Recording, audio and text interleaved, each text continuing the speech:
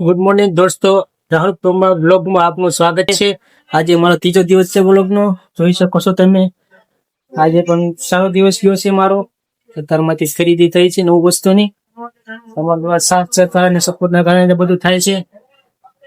હું પણ ખુશ છું કે મને પણ આ બ્લોગ બનાવવામાં ખુશી થાય છે કે મને પણ કોન્ફિડન્સ આવે ત્યારે વિડીયો બનાવવા।